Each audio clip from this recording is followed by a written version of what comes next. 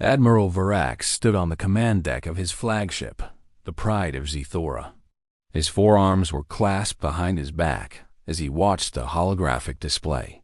17 Armadas had gathered in the neutral zone. Ships from 12 different species filled the void of space like angry insects around a damaged hive. This was the largest military gathering in galactic history. 2 million vessels armed with the most advanced weapons their civilizations could produce. And they had all come for one purpose: to destroy the Terrans. Varax allowed himself a moment of satisfaction. For 300 years, the Galactic Council had watched the humans spread across the stars. They had ignored the warnings. They had dismissed the reports. When the Terrans first made contact, they seemed harmless enough. Soft bodies, short lifespans, primitive emotional creatures who laughed and cried and formed strange attachments to other species. The Council had given them a small sector of space and forgotten about them. That was their first mistake. Within 50 years, Terran ships were everywhere. Their merchants traded goods that other species had never imagined. Their scientists shared discoveries freely with anyone who asked. Their diplomats seemed genuinely interested in friendship and cooperation. Many species welcomed them. The Zeteran High Command did not. Varax had studied the Terrans for most of his military career. He had noticed things that others missed. Their ships were always improving, not slowly like other species, but rapidly, constantly. A Terran vessel that seemed ordinary one year would return with completely new systems the next. Their technology evolved at a rate that should have been impossible. More concerning was their military history. The Terrans had fought wars among themselves for thousands of years before achieving space travel. They had developed weapons of mass destruction. They had burned their own cities. They had faced extinction events and survived. While other species had evolved beyond conflict, the Terrans had mastered it. Varax had warned the Council repeatedly. His reports were detailed and thorough. He explained that the Terrans were not peaceful by nature. They chose peace because it served their interests. The moment it changed, they would become the most dangerous force in the galaxy. Nobody listened. The Terrans were too friendly, too helpful, too small. Then came the incident at Proxima Station. A Terran cargo vessel had been boarded by Krellix pirates. Standard procedure for the Krellix was to take the cargo, execute the crew, and sell the ship for parts.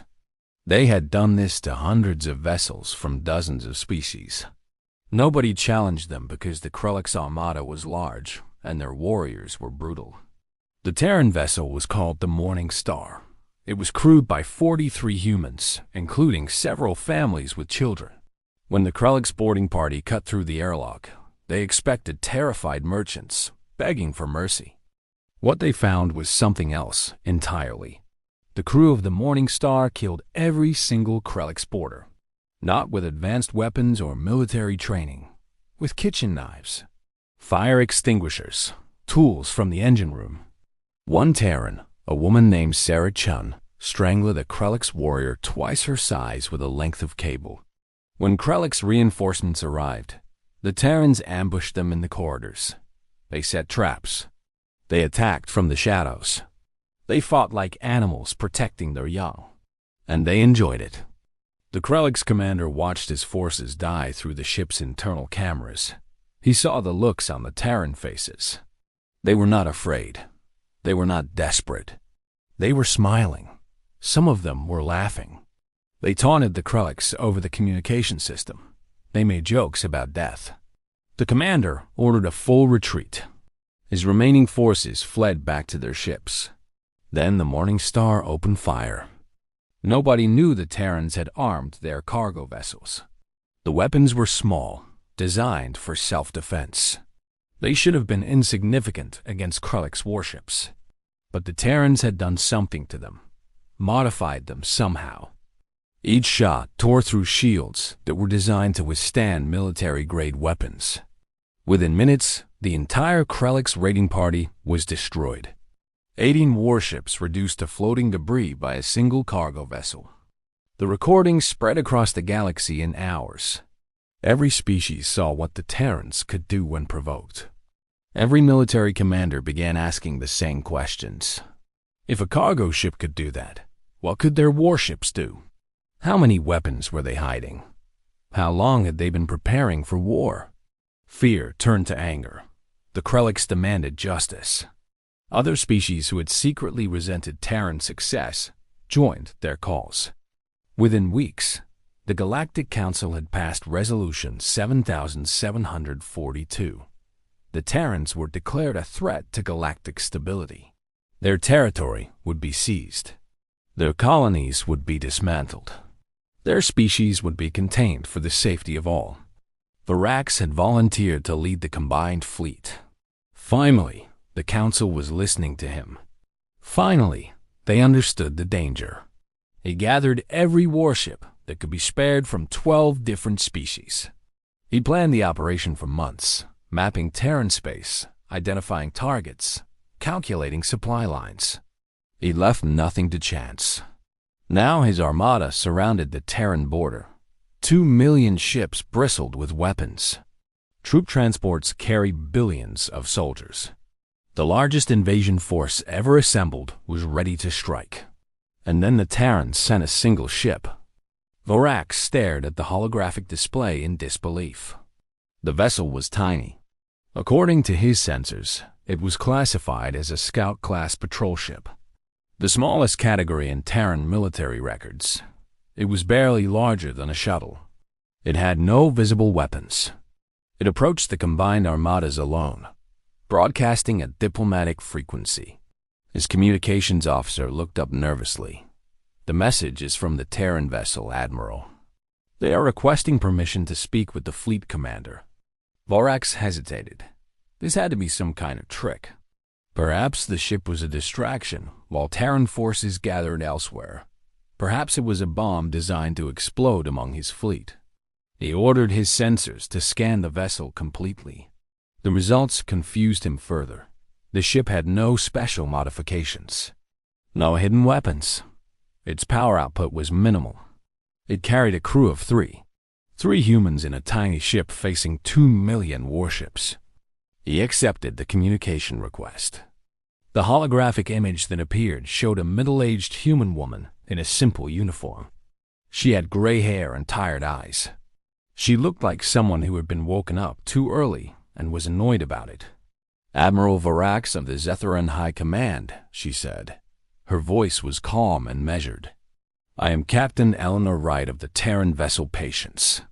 I am here to offer you one opportunity to withdraw your forces peacefully." Laughter erupted across the command deck. Varax's officers found the statement absurd. The human was outnumbered 2 million to 1. She had no weapons. She had no backup. And she was demanding their surrender. Varax did not laugh. Something in the woman's eyes made him uncomfortable. She did not look afraid. She did not look desperate. She looked like someone delivering bad news that she had delivered many times before. "Captain Wright," he said carefully, "you are surrounded by the largest fleet in galactic history. Your species has been declared a threat to stability. If you do not surrender immediately, we will destroy you and everything you have built." The woman nodded slowly. "I understand. I want to make sure that you understand as well. Once this begins, it cannot be stopped. Your species has choices to make. Make them wisely. Is that a threat?" Varax asked. "No, Admiral. It is a warning. Terrans do not make threats. We make promises." She ended the communication. The tiny ship hung motionless in space. Varax gave the order to attack. Every ship in the combined armada opened fire simultaneously. The void lit up with weapons discharged from 12 different species. Plasma bolts, kinetic rounds, quantum torpedoes, energy beams of every color and frequency. The firepower directed at the Patience was enough to crack planets. It was enough to shatter moons. It should have vaporized the tiny vessel instantly. The shots never landed. Varax watched in horror as every weapon disappeared before reaching the target. Not deflected, not absorbed, Simply gone. Trillions of munitions erased from existence as if they had never been fired. The patience remained exactly where it was. Then the human spoke again. Her voice came through every communication system in the fleet simultaneously. "Admiral, you have made your choice. I am sorry." The tiny ship began to glow. At first it was subtle, like the hull was reflecting starlight. Then it grew brighter and brighter. The sensors screamed warnings that Varax could not understand. Energy readings that exceeded any scale his people had created. The glow became a light that filled the entire region of space. Varax realized too late what the Terrans had been doing for 300 years. They had not been spreading peacefully through the galaxy. They had been hiding, pretending to be weak, pretending to be friendly, waiting for the moment when they would be forced to reveal what they truly were. The light from the patience pulsed outward. It moved through the combined Armada like a wave through water. Every ship it touched simply stopped working. Engines died. Weapons powered down. Life support failed. Gravity generators shut off. 2 million vessels became floating coffins in an instant. The patience had not fired a weapon. It had not moved. It had simply existed, and that existence had been enough to disable the greatest fleet in galactic history. Captain Wright's voice returned to the communication system. Her tone was gentle now, almost sad. "Your ships are disabled. Your crews have approximately 4 hours of breathable air remaining. Rescue vessels will arrive before that time expires. Your people will be returned to their homeworld safely. This conflict is over." Varax floated helplessly as his flagship's gravity failed.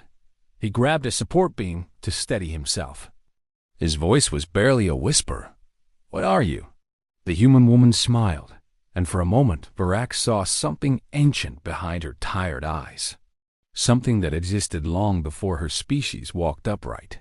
Something patient and terrible and vast.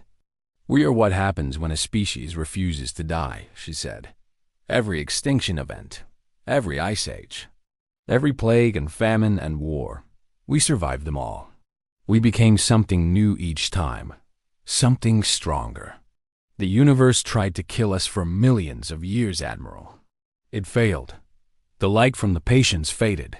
The tiny ship turned slowly and began to move back toward Terran space. You asked for our surrender," Captain Wright continued. "Instead, I will offer you knowledge.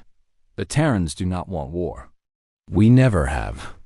We spread through the galaxy because we love to explore. We share our technology because we want friends. We laugh and cry and form attachments because that is who we are." Her voice hardened slightly. "But if you threaten us, if you come for our homes and our families, we will show you what we learned during those millions of years. We learned that survival requires sacrifice. That peace must be defended. That the smallest among us can carry the greatest power." The communication ended. The patience disappeared into the stars. Rescue vessels arrived 3 hours later. True to the human's word, every crew member from the combined Armada was transported safely to neutral territory. Not a single life was lost. The war ended before it began. Varax spent the rest of his life studying that day. He analyzed the sensor data. He interviewed witnesses. He searched for any explanation of what the Terrans had done. He found nothing. The patience had used technology so advanced that it might as well have been magic, but he did find one interesting detail. The ship's name, Patience, was a translation. In the original Terran language, it meant the ability to wait for something without becoming frustrated or upset. The ability to endure difficulty calmly. The Terrans had been patient for 300 years. They had endured suspicion and resentment without complaint. They had waited for the galaxy to accept them. When the galaxy chose violence instead, the Terrans had shown their patience had limits. Varax included that observation in his final report to the Council. He recommended immediate and permanent peace with Terra. He suggested that other species learn from the Terrans rather than fear them. His report concluded with a simple warning. Do not mistake kindness for weakness. The smallest Terran vessel outgunned our combined armadas because they chose to let it. They could have revealed their power at any time. They waited because they hoped they would never need to use it. The Council accepted his recommendations. Peace was established. Trade resumed. The galaxy learned to see the Terrans differently, not as soft creatures with short lifespans and strange emotions, but as the survivors of a brutal universe who had earned their place among the stars, and who would protect that place with everything they had.